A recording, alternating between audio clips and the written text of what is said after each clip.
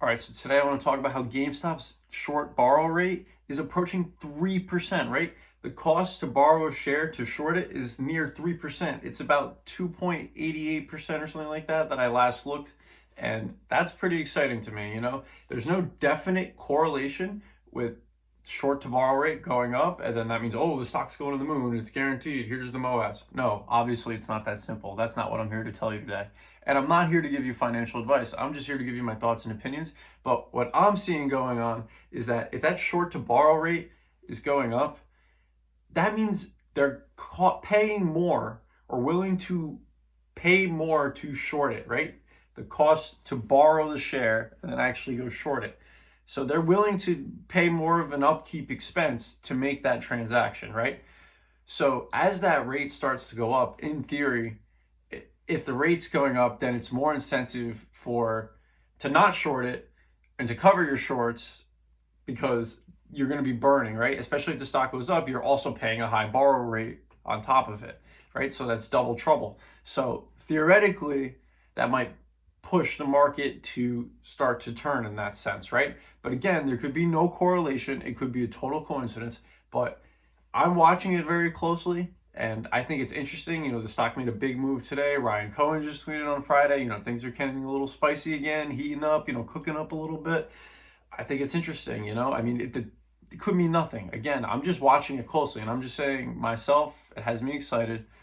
I'm going to watch it, especially the rest of this week and going forwards. If that rate continues to rise, I think that's going to cause a lot of pain for short sellers, because it's the cost to borrow. If they're shorting it,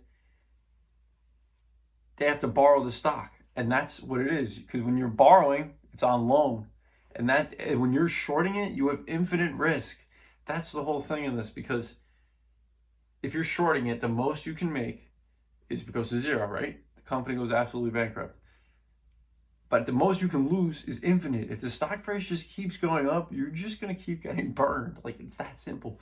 And if you have to pay a fee on top of that, that's just the general mechanics of it, right? But it's just an interesting metric to be watching. And as we see GameStop to continue to develop what they're doing, with the NFTs, and the earnings are coming out soon, maybe we'll hear something.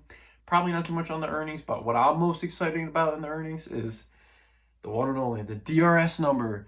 Who would have thought a company would report how many shares are registered with their direct registrar? GameStop, the first to do it. They named 5.2 million shares last quarter to be registered there, out of like 72 million shares in existence. And you have Ryan Cohen that owns like 8 or 9 million.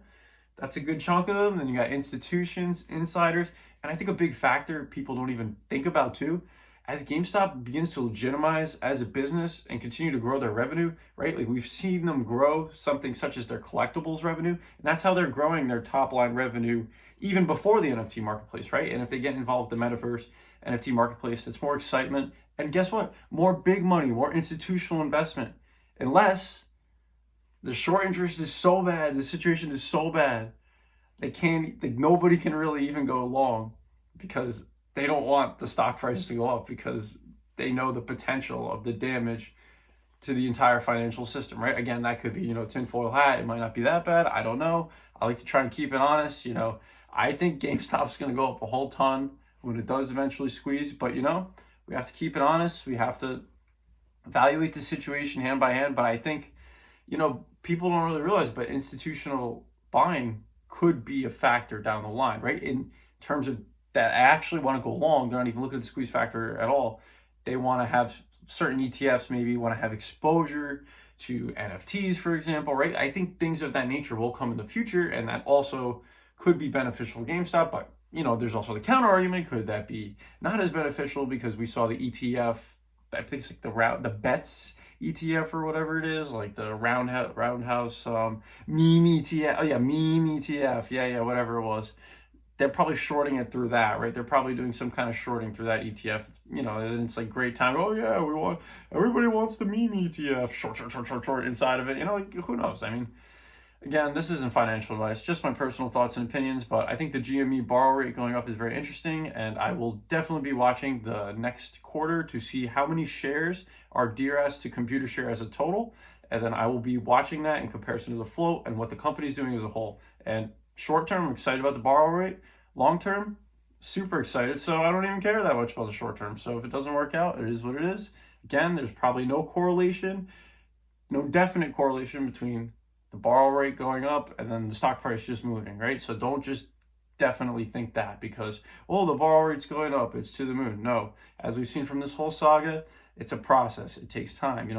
Things change all every day, all the time. So just evaluate, continue to monitor the situation, do your own due diligence, and have a great day.